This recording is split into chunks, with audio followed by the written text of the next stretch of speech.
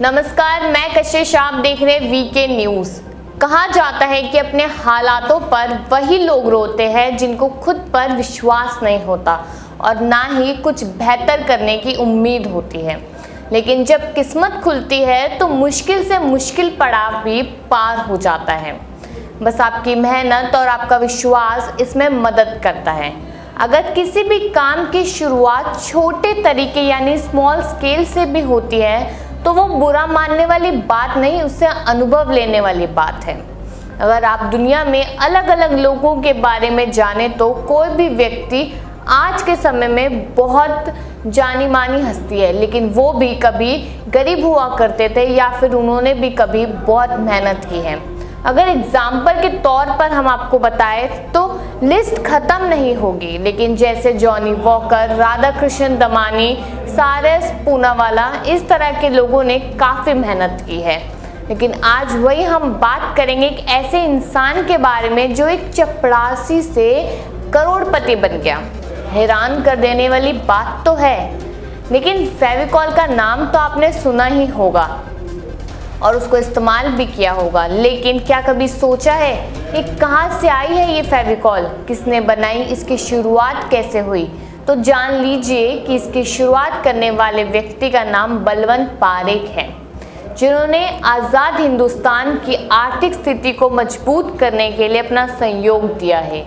आज उनका परिवार और उनकी कंपनी भले ही अरबों में हो, लेकिन बलवंत पारेख के लिए यहाँ तक पहुँचना बिल्कुल आसान नहीं था। बता दें, वही मेहनत रंग लाई और बलवंत पारेख बन गए फेविकॉल मैन। अब हाल ही में टीवी पर शाइमन का सोफ़ा बड़ा लोकप्रिय हुआ था। शाइमन का ये सोफ़ा मिश्राइन का हुआ, कलेक्ट्राइन का हुआ और फिर बंगलाइन का हुआ। मतलब ये सोफ़ा 60 साल तक पीढ़ी दर पीढ़ी चलता रहा और इसका कारण था फेविकॉल। जी हाँ, वही फेविकॉल जिसके बारे में कहा जाता है कि फेविकॉल का जोड़ है आसानी से नहीं टूटेगा। वाकई में फेविकॉल का जोड़ इतना मजबूत है कि इसके ग्राहक दशकों बाद भी इससे जुड़े हुए हैं। इस मजबूत जोड़ को भारत में स्थापित करने वाला कोई और नहीं बल्कि बलवंत पारेख ही थे। यही कारण है कि उन्हें फेविकॉल मैन के नाम से जाना जाता है। फेविकॉल बलवंत पारेख द्वारा स्थापित पीडीलाइट कंपनी का ही प्रोडक्ट है। फेविकॉल के साथ ही यह कंपनी एमसिल, फेविक्विक और डॉक्टर फिक्सिट जैसे प्रोडक्ट बनाने लगी, जो हम लोग अपने घरों पर इस्तेमाल करते हैं। अगर हम पुरानी बात करें तो आपको बता दें कि सन 1925 में गुजरात के भावनगर जिले के महुआ कस्बे में इनका जन्म हुआ था। ये बहुत ही मिडिल क्लास फैमिली से बिलोंग करते थे और बलवंत पारेख की इच्छा थी कि वे एक बिजनेसमैन बने, लेकिन उनका परिवार चाहता था कि वकालत करके वकील बने।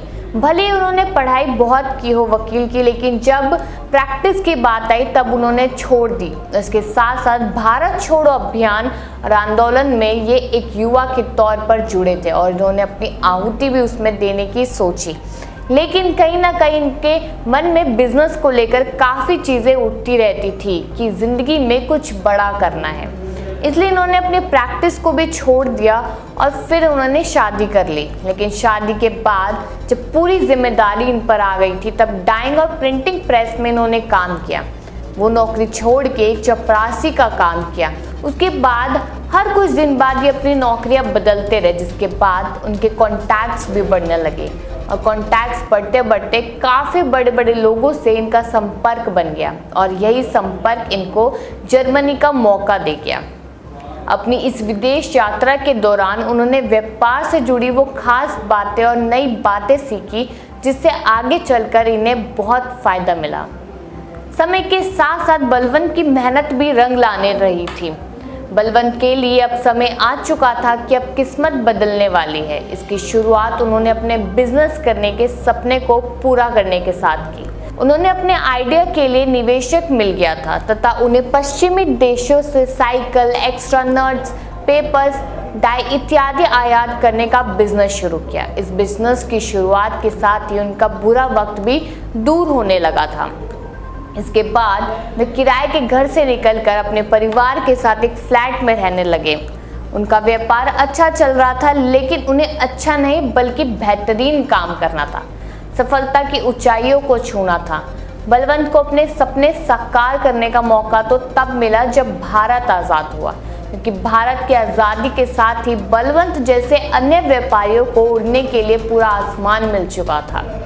आज़ादी के बाद भारत आर्थिक तंगी से जूझता हुआ अपने पैरों पर खड़े होने की तैयारी कर रहा था।